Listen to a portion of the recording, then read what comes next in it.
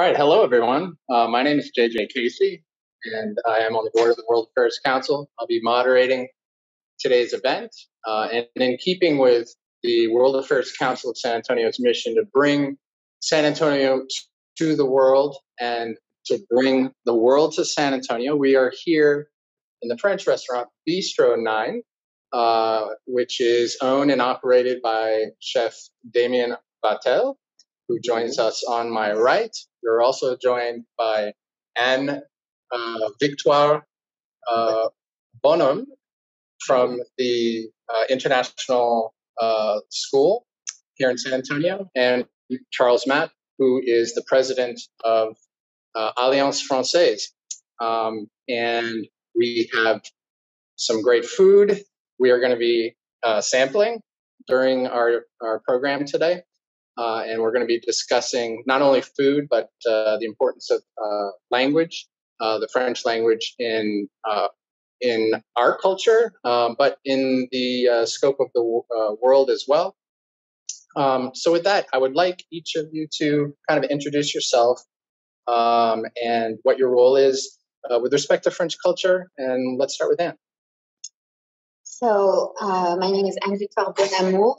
And I've been teaching French for a while, a long time.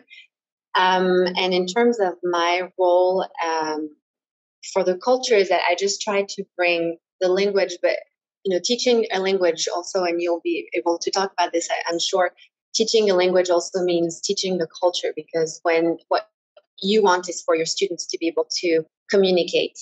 And when you communicate, it means that you're going to be able to go in the country, hopefully, where people speak the language and be able to be fluent in the language, but also fluent in the culture, be able to adapt to the people that you're going to see. So obviously, it's easier for me to speak about French culture, but I try in my job to bring as many people from different Francophone cultures to my students so that they can understand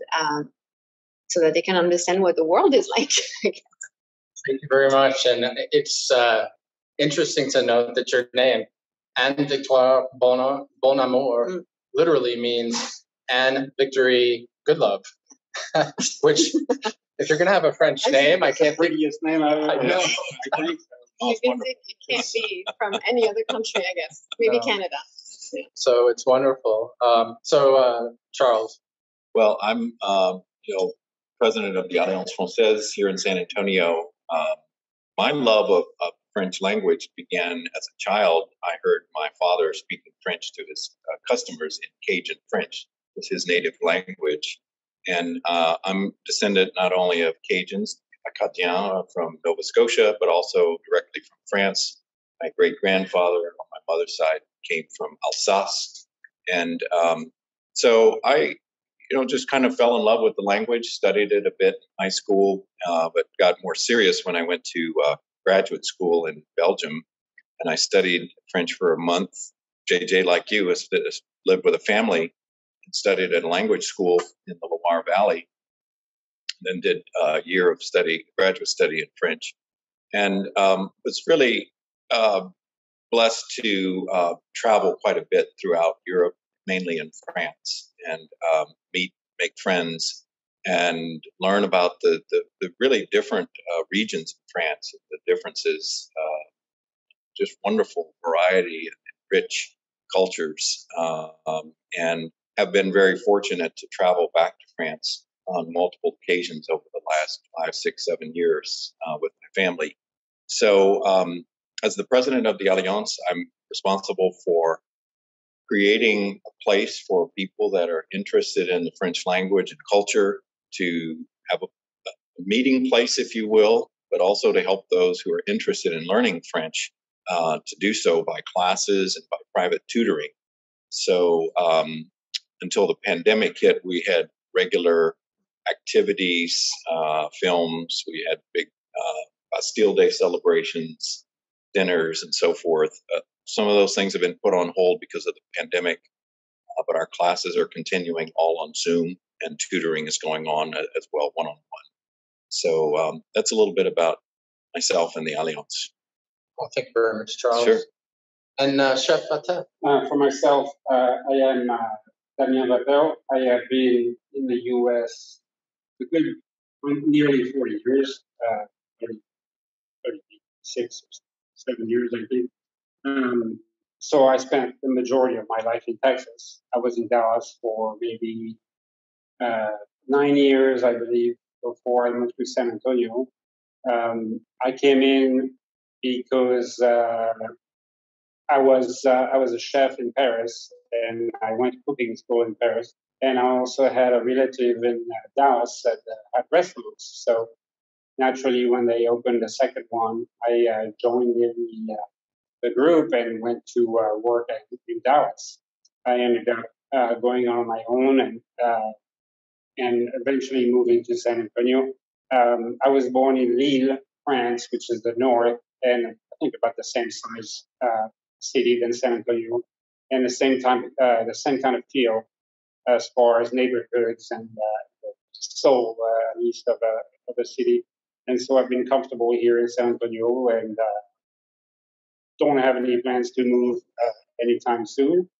But if I do anyway, I'll go discover another part of the world. I, necessarily would move back to France, but I do keep my French heritage close with me. And recently, I took on the job of honorary consul for San Antonio, in order mostly to find a way to get closer to the French here locally, French culture, and keep that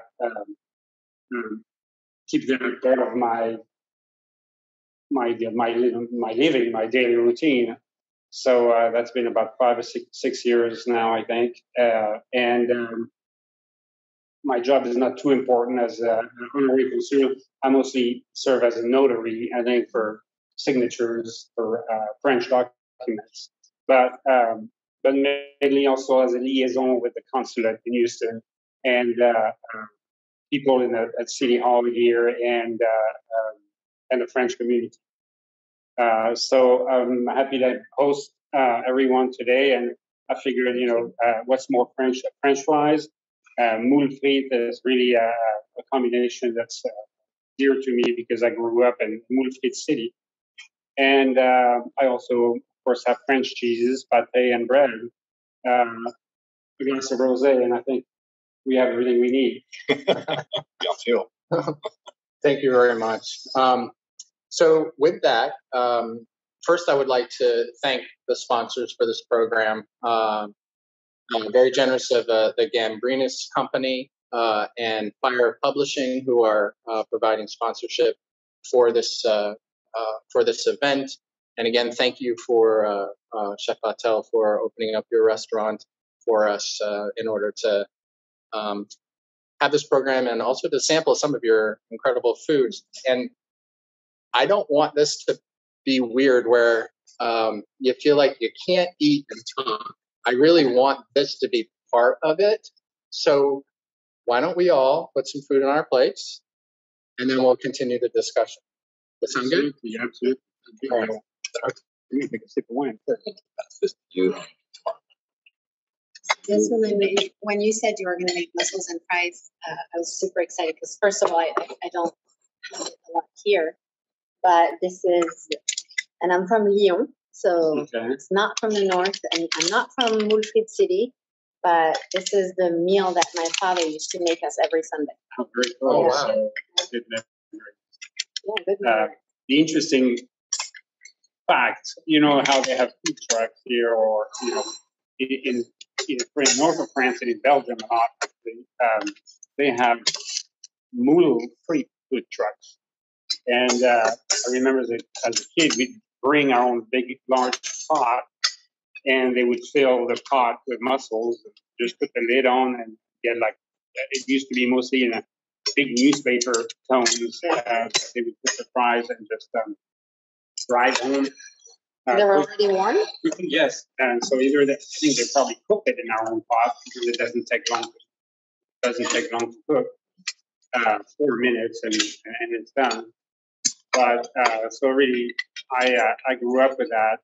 And there's an event in Lille called La Braderie, which now draws millions of people from all over Europe.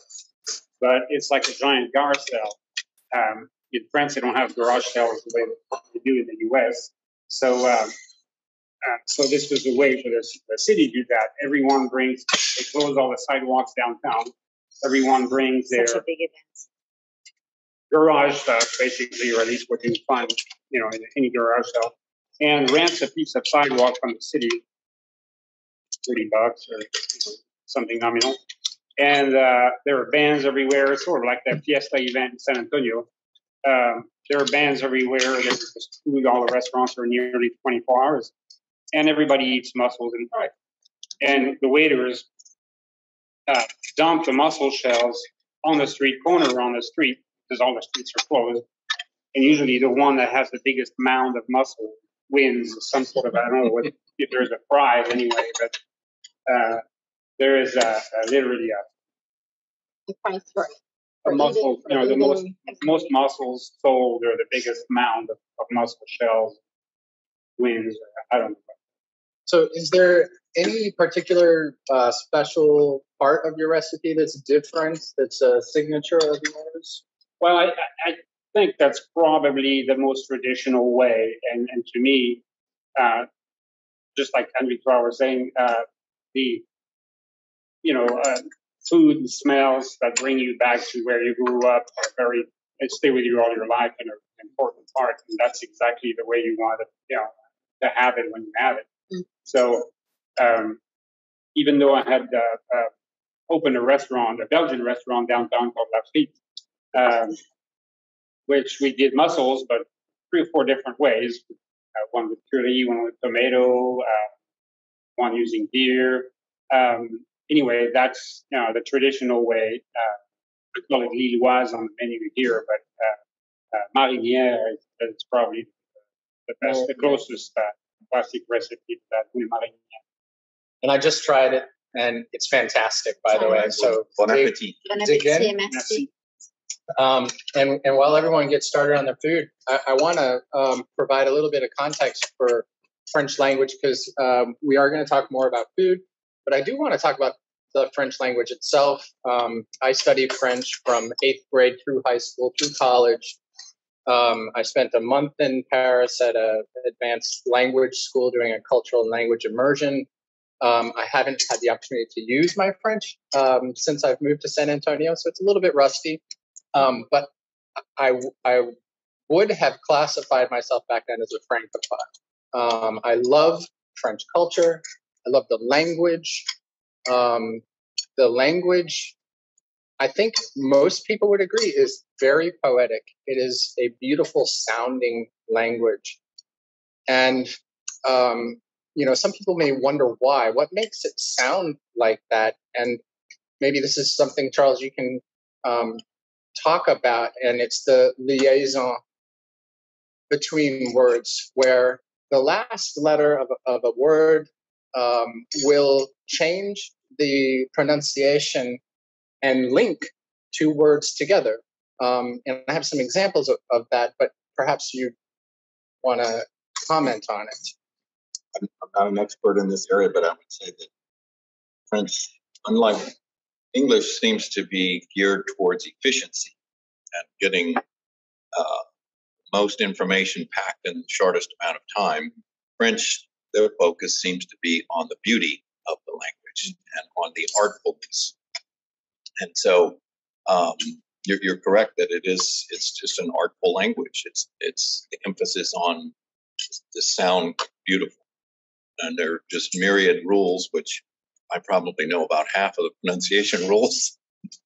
So basically, when you have an article that ends in an S or an N and a noun that follows that begins with an A or an E, you end up kind of linking those 2 words together. So a few examples are un enfant for les arbres, the trees, 2 amis, 2 friends, ces autres voyages, the other travels, and it all just kind of flows together. And I think also that the French language because it flows so nicely, it's very easy to put inflection and emphasis on words in a way that gives it a certain meter, just like a poem, where it's, you know, it's not necessarily da-dun, da-dun, da-dun, da-dun, but it's much easier to do that with French than it is with English, because English is so Germanic. It's very kind of harsh, you know, beginnings and ends of words and things like that. And French is just not like that. And you could say something that is not particularly nice, actually, and someone that doesn't know what you're saying, they hear it, they'll go, oh, that sounds beautiful, because it does. Yeah, so just a few statistics. 80 million people around the world speak French as a native language. These are rough numbers, native speakers. About 60 million in France. And something people probably don't know, there are 22 countries in Africa that speak French. 22. And so that's almost half. 52 countries in France, in Africa, and 22 of them speak French. I think mostly North Africa. Yes. Yeah. And Central Africa as well. Cameroon and Gabon. Yeah. And so approximately 275 million people around the world speak French in some capacity, and about close to 200 million of those, it's their second language. So it's a prolific language that is spoken all around the world. And it's the only language other than English that's spoken on at least 5 continents. Interesting fact. What else? There are 87 major international organizations that use French as an official, administrative, or working language. And that list includes the United Nations, the European Union, the African Union, the Red Cross, the World Trade Organization, NATO, FIFA, and many more. And then getting back to what I said earlier about how English is primarily a Germanic language, there is also a lot of French influence, though. We use a lot of French words in English, and the number ranges depending on who you talk to, but around 30% of the English language can be traced back to the French language. JJ, the same works in reverse. A lot of English words French. That's true. I think it's probably growing, because as English is starting to take, at least in the business world, lion's share of the language. I think it's coming from France too. They're adopting. They try to defend from that. I remember for a good while. I don't know if it was during Mitterrand, mostly tenure, where they were trying to sort out and dispose of any Anglo sounds to new words. But yes, it's inevitable. Just the same way that the English language, especially for legal language, they use a lot of French words in legal language. Every time you go to court or hear or read something legal, it's full of French words. They haven't changed. Isn't there an actual government ministry in Paris that governs the French language? I think there is. Well, I don't know if it's part of the which words enter the dictionary every year. Right. Yeah. But definitely with social media, now you hear, if you're on Instagram, or you just hear so many English words in the French, like pronounced with a French accent. So like one of them that I keep hearing is like, I'm going to give you a, and then it's tips. Instead of a tip, I'm going to give, and they say tips. Always in the plural, but definitely there's a lot that are coming. So I also spent some time in Berlin, Germany. I worked at USFBC there for a couple of years, and as I was learning German, or attempting, for me it was much more difficult than French. I would get really hung up. Now, first of all, one interesting thing about a foreign language is when you learn your first foreign language, your brain creates a special place where it starts, working on the rules for the language and storing those rules about how you speak it. And the more you use that part of your brain, the better you become. And the memorization part is really quite separate. But when you try to learn a second foreign language, your brain goes, oh, you're trying to do rules again. Here you go. And so I kept trying to use the rules for the French language for German, which doesn't work at all. And my French or my German teacher would get quite upset with me. And so finally what he said was, listen, if you can't think of the German word, just use the English word. Just put the English word in there because the Germans will understand you. Mm-hmm. There's a lot of English words, as you mentioned, in French, but also in German. And I think the thing, kind of works the same way in French. If you're trying to speak the language and you just don't know the French word, just say the English word, and they're likely to just understand what you're saying. One thing that doesn't usually work well is just say it louder, and they'll understand. One other observation, when I traveled in France the last few years, I noticed that French people were much more interested in speaking English than I was in school in the 80s in Europe. Back then, it was very rare for a French person to speak English or want to speak English. And now I find that, particularly with younger people, they're very interested in showing off that they can speak English, or they want to practice English. It's a very different environment. But in token, look at finding a French-speaking person in the U.S. is not easy to speak. I mean, people will say, "Well, I took French back in high school, or I did 1 or 2 years," but they'll know 5 words. So there is clearly a huge difference in the amount of French that's spoken for example, in the U.S. compared to the amount of English that's spoken in France.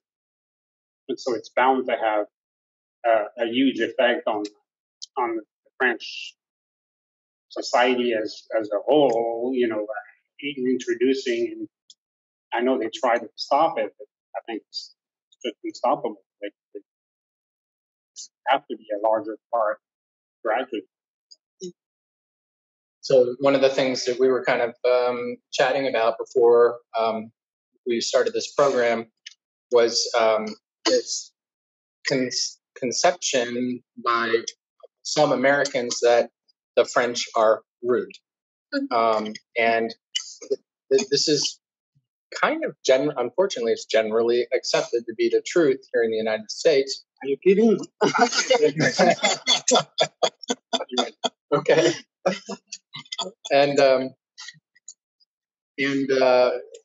as I mentioned, I spent a month in Paris, and I had the complete opposite experience. Everyone, every Parisian, every person that I talked to in Paris was kind and excited to talk to me, and they were very polite. And what I came to realize it was because I showed a genuine appreciation for their culture and a willingness and a want to learn more about their language and their food and their art and culture. And I had prepared ahead of time before I went there, so I didn't act confused. I wasn't that American with the baseball cap and the T-shirt and the map asking where to find the Eiffel Tower. Right. And so that's understandable, particularly when you're talking about a country where the history and the art and the food and the culture is so rich and dynamic and deep, and it needs to be respected. And I think that they're not wrong when they demand it. Sure. I mean, think of it as a dress code in a restaurant, and most people are dressed up, and this guy walks in with flip flops and shorts and a baseball cap backwards. not just the French, but the people in general are going to go, stand out a little bit, or you're a little, a little out of place, or it's almost disrespectful to walk in like this. You wouldn't walk in at a dinner party, or And so, like you say, the French are so improve with their culture and their style and fashion, and I mean even in the rules for food and sacrilege, don't do this, don't do that. You didn't put the cheese with the right knife. Exactly.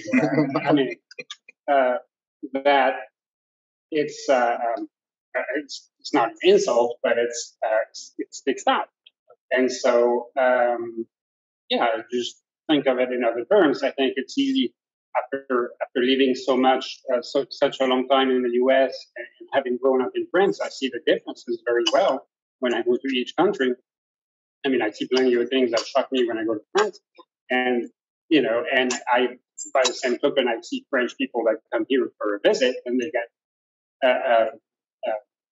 surprised by some things here in the U.S., which now don't surprise me anymore at all. But I can see where they are surprised. That to me, I always tell everybody one side or the other. Look, vive la différence. I mean, if the French were just like the Americans, you wouldn't go to France, and vice versa. So you want it to be different. You want that preserve that true or as close as you can culture, and not. I mean, globalization is coming regardless, but the further, the longer we can remain, I think, with our own cultures, I mean, the better for every one of us. So I think, there's no point going to France if you don't see any French people, and then vice versa. Don't come to the U.S. And back then, when I used to come as a kid, you don't see skyscrapers and guys with and cowboys. It doesn't look like the U.S. either. So I think it's very important to try and keep part of that as long as we can, because it's going to go away. But I absolutely agree. Well, I do too. I've often been asked, advice traveling to France. And the first and most important advice is don't go to France expecting to find America.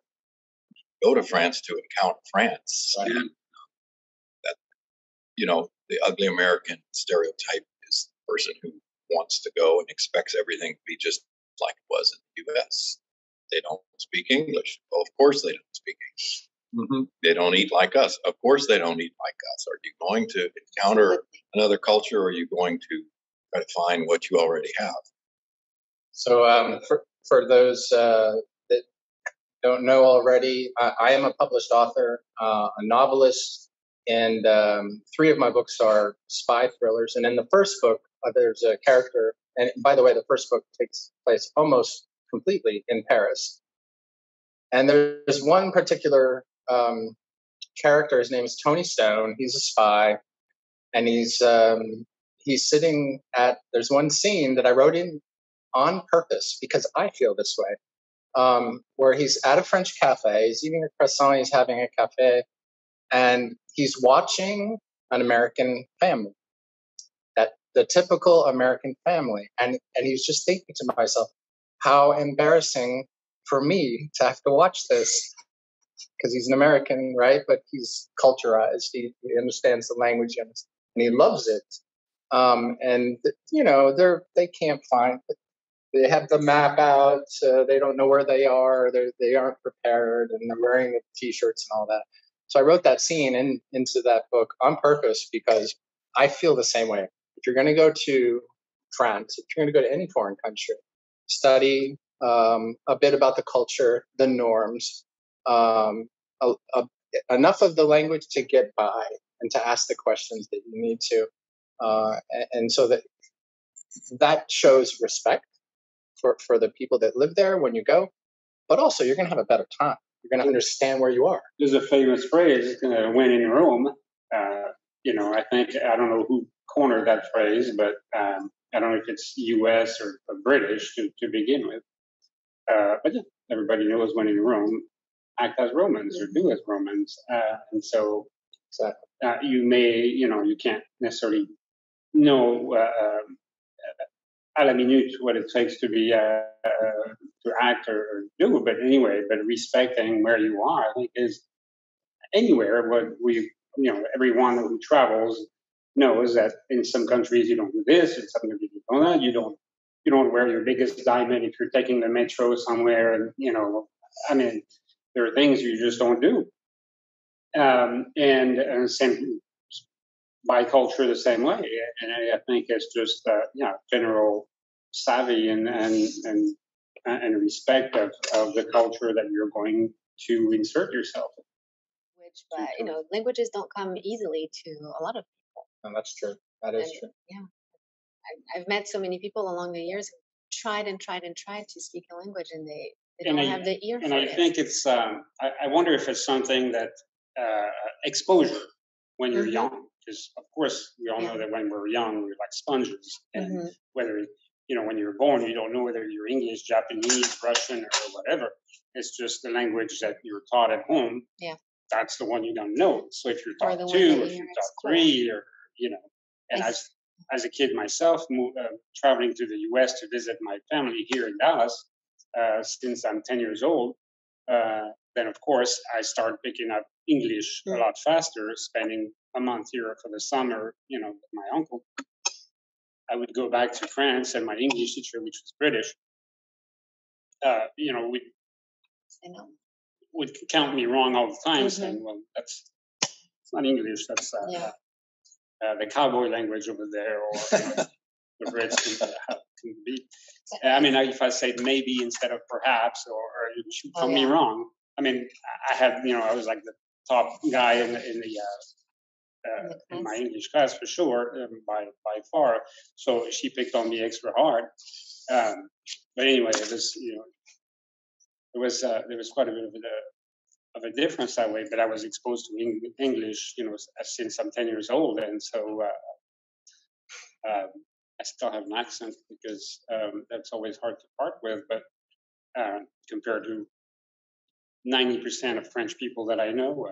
But I think it might be because you were exposed starting at 10 years old. Because I see that at the international school where we have younger kids, and they pick up on so much. There is a little girl who's barely 3, and she hears French all day long. She speaks Russian at home and French. And there is a Spanish teacher who comes in, and she's just, this little girl has started speaking Spanish, and with no accent. I mean, from what I can tell, obviously I'm not the best judge, but she's picking up on everything, and she's even picking up on the Chinese from the other classes. So she's already, it's unbelievable. It's wonderful. So in 1962, President Charles de Gaulle said, "How can you govern a country that has 362 varieties of cheese?" And this is important because cheese and wine and other foods are controlled. So there are regional controls and quality controls on certain foods that are typically French. One of those is cheeses, and I've just tried this orange cheese. I've never had it before. It's very unique. It is, and this is young mimonette, because the tastier one was just age that separates, so it gets drier and denser in flavor, a little sharper, like a Parmesan would. But anyway, I carry the young one because it's a lot easier here in the restaurant than the hard, which you almost have to break, like Parmesan situation. So that's tête de moine, and just of course brie and port salut, which are just all pretty common cheeses in France. But yes, there's a lot of them. So there's one for everyone, basically. Like, cheeses, yogurts. I mean, I don't know if you've been to a yogurt aisle in France. They're growing here in the U.S. There are a lot more. You can see a lot more options that they were before. But it's amazing. I mean, there's more yogurts than there are rosés. And sometimes if you see also, the aisle of rosé, it's like, okay, where do I start?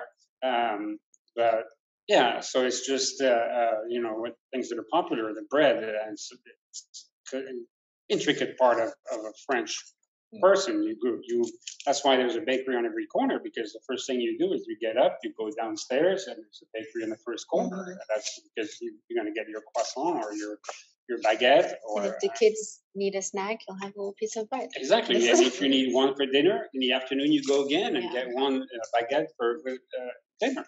Yeah. So here, what you do, what most people do is they go buy a bread that's in a plastic sack, that will last, I don't know, probably 3 months, but it's a whole different thing. We had a bakery here for a good, I think, about 8 years or so. We mainly opened it because at the time I had several restaurants, and I figured, okay, we need to keep up with production for breads and desserts. But really, we sold like 2 loaves of bread a day. I mean, it was very, it was very, very minimal.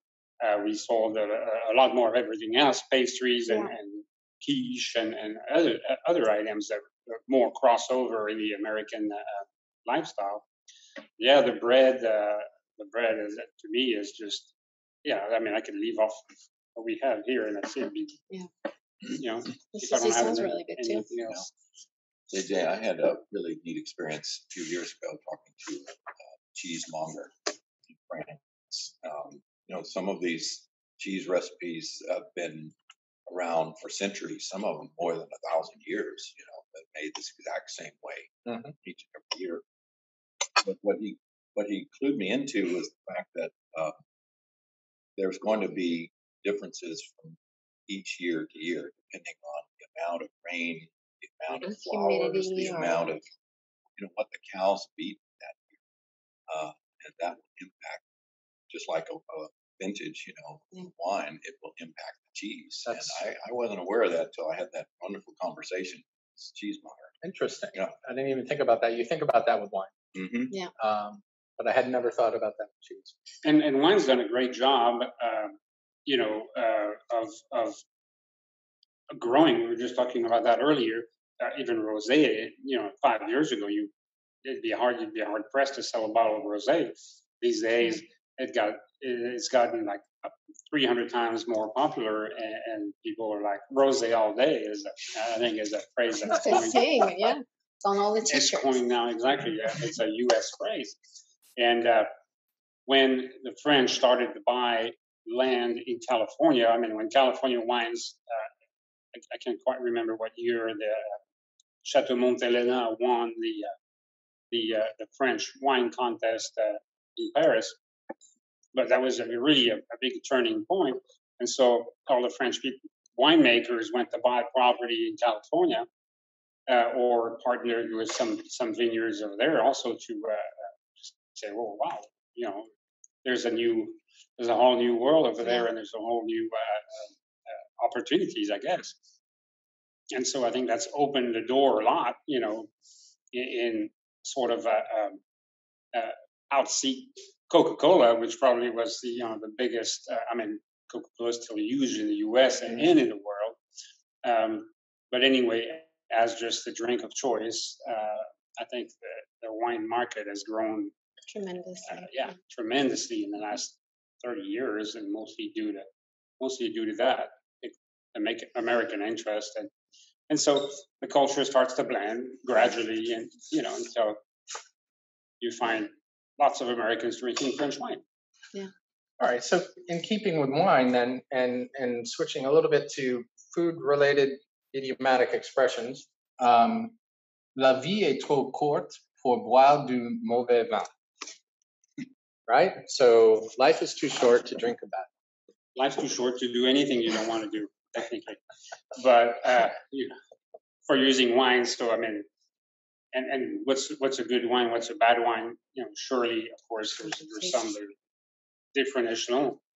But yeah, to me, I'm a Bordeaux drinker or Burgundy, but because of my French roots as an old vine that I am, I mostly drink French wine, but I do enjoy, of course, wines from California. I have friends that have wineries in Texas, which do great things that I enjoy, and I carry the restaurant on the list.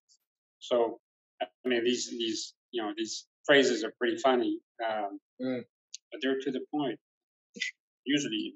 So here's the funny one. Raconter des salades. Mm-hmm. Like, Raconter des salades. So it is to tell. I was going to say in Spanish, chistes. Funny stories, the salad. So or lies, basically.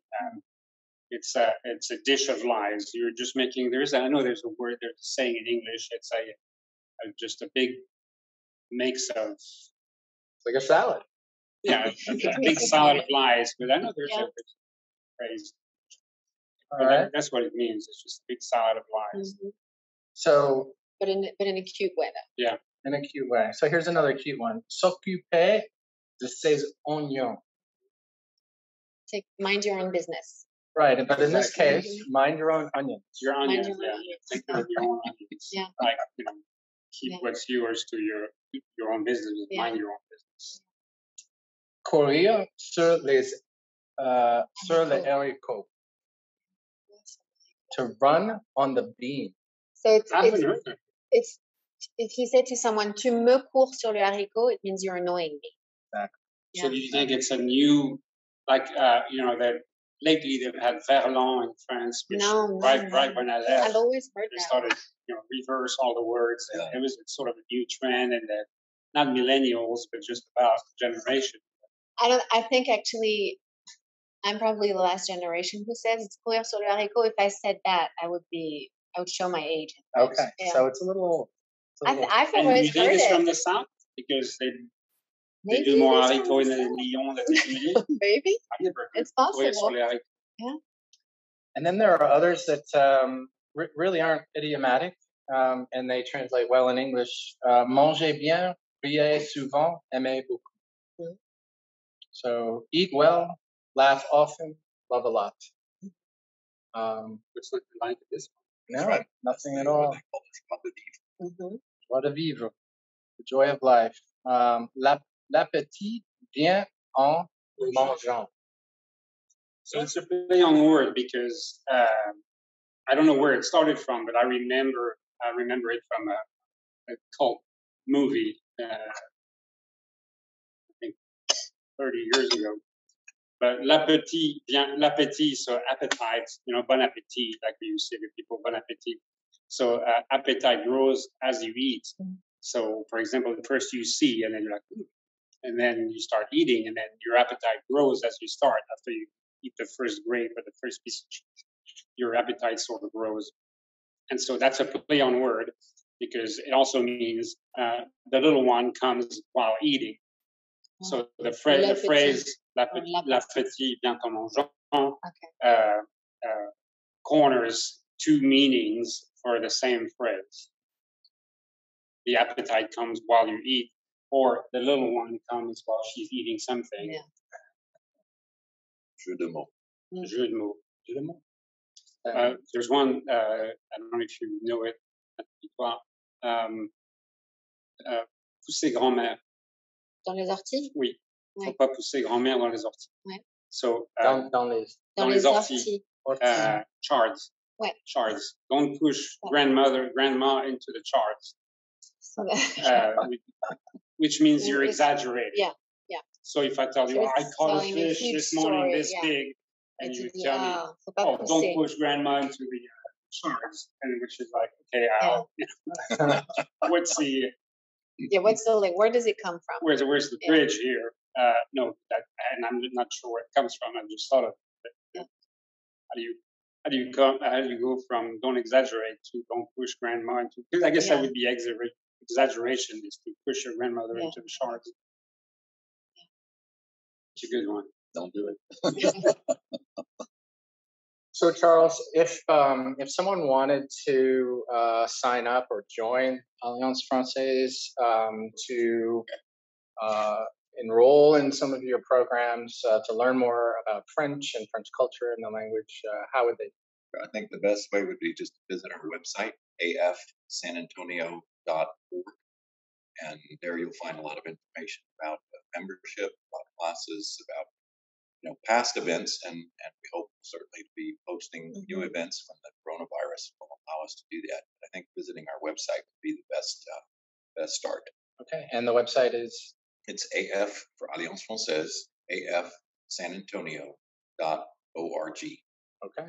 And the second best would be to go to a French restaurant and eat French food. Pourquoi pas? So with that, Bistro 9, here we are again. Fantastic food here. Thank you so much for not just opening up your restaurant and cooking for us, but participating in this event. Damien, this is fantastic. I'm going to eat more when we're done here. The pleasure of conversation is just as real as the pleasure of eating. Sure. And Anne-Victoire Bonnamour, I'm sorry for butchering your name earlier. From the International School. Thank you so much for bringing your educational prowess and your wonderful French accent with you. This has been a great opportunity to meet new people, to discuss culture from a country that's very important to me personally. And I want to thank everyone for watching. And once again, Fire Publishing, Gambrina's company, for sponsoring this event. Thank you. À bientôt. Au revoir. Merci.